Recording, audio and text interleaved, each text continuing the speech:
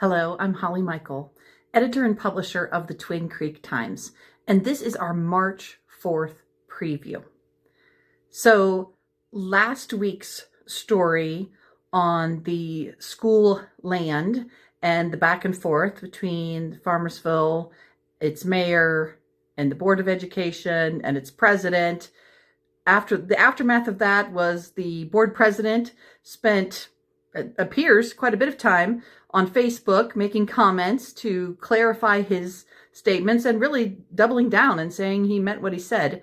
And then the superintendent ended up asking me for a retraction on a little piece at the end where I mentioned that there had been a committee that was dissolved.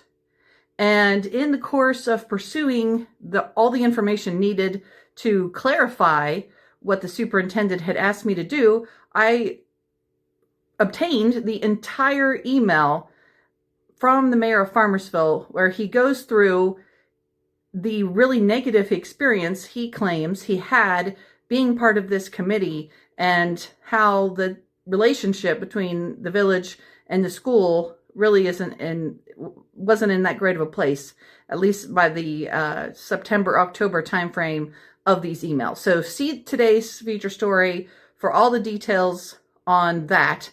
And there's going to be more to come, certainly, on this issue as we continue to go.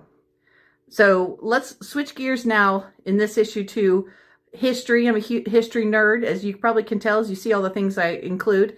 But I had a lot of fun writing about the Farmersville Bridge that's at Carillon Park. So shout out to my mom for saving this newspaper story from 1983.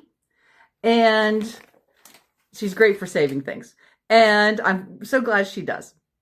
So I appreciate that. And then I want to shout out to my mother-in-law and my husband who went with me just this past week to Carillon Park to take pictures of the bridge today.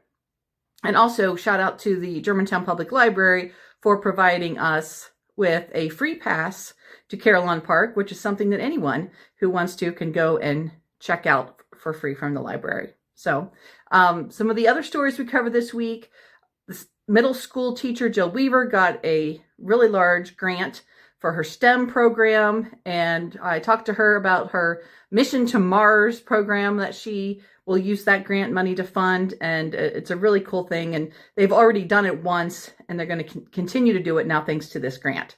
So that's really interesting. And then the Farmersville commercial property that has the restaurant and medical building together, that has changed hands. So you can read about the new ownership there and see an image that kind of shows how big that property actually is. And then this week's list includes all the clocks that I could find in Farmersville and Germantown. Hopefully I didn't miss too many. So don't forget to spring forward this week as you set your clocks forward on Saturday for daylight savings time. And thanks again for being a reader, for being a subscriber, and continue to tell your family and friends about the Twin Creek Times.